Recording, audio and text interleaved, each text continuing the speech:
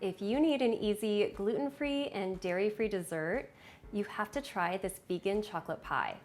It has a rich chocolate filling that reminds me of a cross between fudge and ganache with a crispy gluten-free crust. I'll also show you how to make a chocolate peppermint version, which is my favorite around the holidays. To get started, preheat your oven to 350 degrees Fahrenheit. In a large bowl, combine 1.5 cups of blanched almond flour, 1/4 cup of cacao or cocoa powder, 1/4 cup of melted coconut oil, 2 tablespoons of maple syrup, and 1/4 teaspoon of fine sea salt. Stir well until the dough starts to stick together. Then transfer it to a 9-inch pie plate.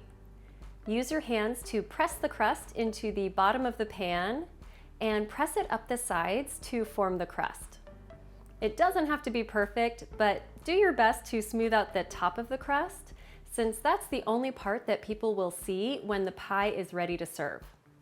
Bake the crust at 350 degrees Fahrenheit for 15 minutes.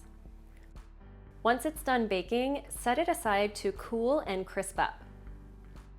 To make the chocolate pie filling, create a double boiler by filling a small saucepan with 1 inch of water.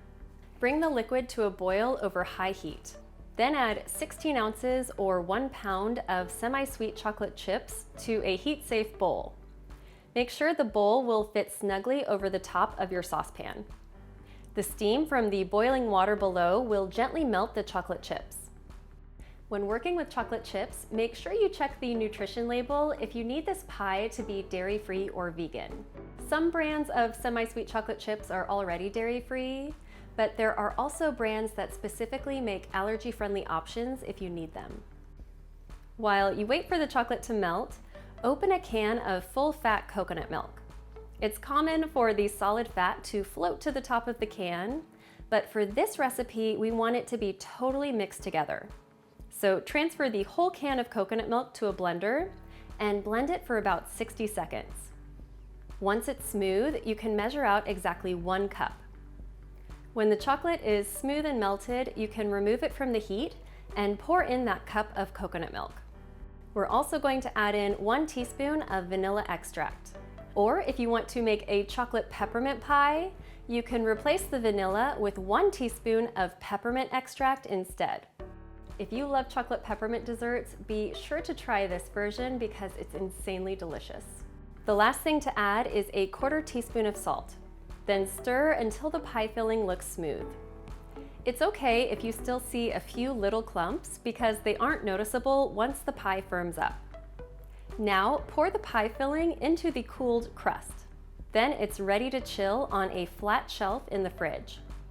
It takes about 4 to 6 hours for this pie filling to set, so you might want to plan on making this the night before you plan on serving it, so it has plenty of time to firm up. When you're ready to serve it, take the pie out of the fridge and cut it into slices. I like to keep these slices on the smaller side because it's super rich. Top it off with a little coconut whipped cream to keep it dairy-free and some chocolate shavings. Or you can use a little crushed candy cane on top when serving the peppermint version. You can keep this pie tightly covered in the fridge for up to a week, so feel free to make it ahead of time for a holiday party. I hope you'll enjoy this vegan chocolate pie soon, and be sure to check out my other videos here for more fast and easy real food recipes.